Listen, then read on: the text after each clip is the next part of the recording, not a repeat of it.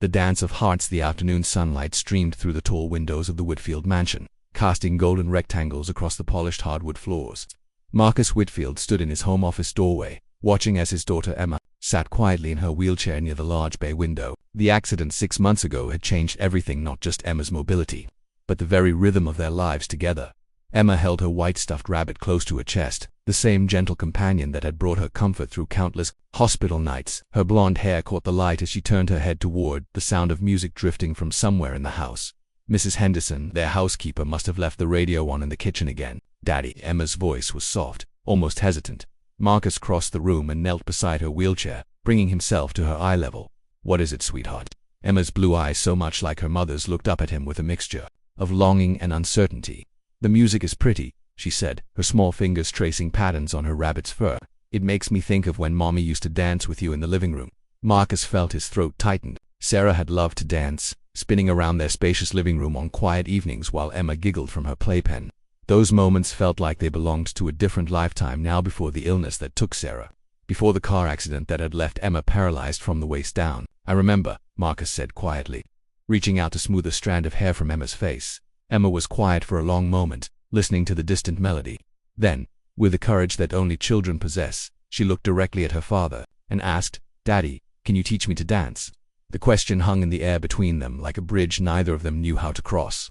Marcus felt his heart break and soar at the same time. His little girl, confined to a wheelchair, was asking him to teach her something that seemed impossible. Yet the hope in her eyes was so pure, so trusting, that he couldn't bear the thought of disappointing her.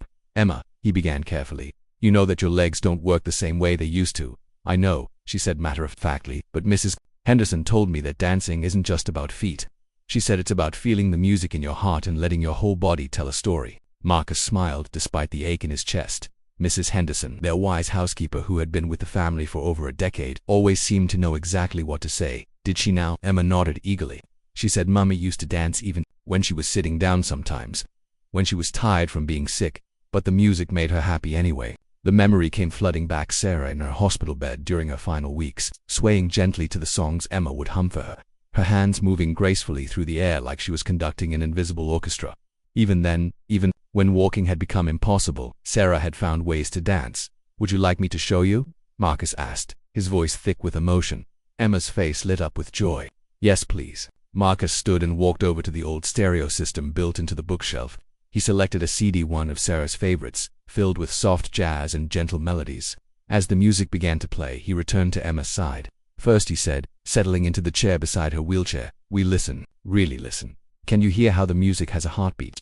Emma closed her eyes, tilting her head to focus on the rhythm. After a moment, she nodded. "It's like when you hold me and I can feel your heart beating." "Exactly." Marcus felt a smile tugging at his lips, the first genuine smile he'd experienced in months.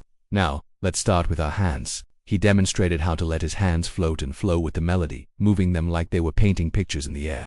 Emma watched intently, then began to mirror his movements, her small hands tracing graceful arcs above her lap. "That's beautiful, Emma," Marcus said, and he meant it. There was something magical about watching his daughter discover movement in a new way, finding grace and expression beyond the limitations of her physical condition. "Can we do more?" she asked, her confidence growing. Marcus nodded and stood behind her wheelchair. "Let's try moving together. You guide with your arms, and I'll be your legs." Slowly, gently, he began to push her wheelchair in small circles around the sun-drenched room. Emma stretched her arms wide, letting them rise and fall with the music, her face radiant with concentration and joy. They moved together like this, father and daughter, creating their own unique form of dance. As they glided around the room, Emma began to laugh, a sound Marcus realized he hadn't heard since before the accident. Her laughter mixed with the music, filling the empty spaces in his heart that he'd thought would remain hollow forever.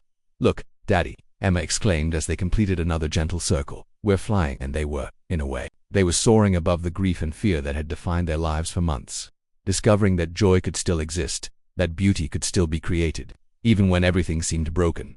Mrs. Henderson appeared in the doorway, drawn by the sound of Emma's laughter.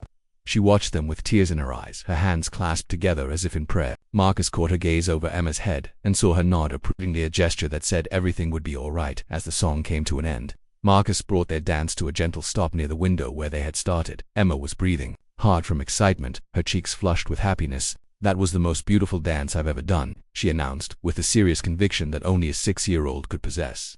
Marcus knelt beside her again, this time not with sadness but with wonder.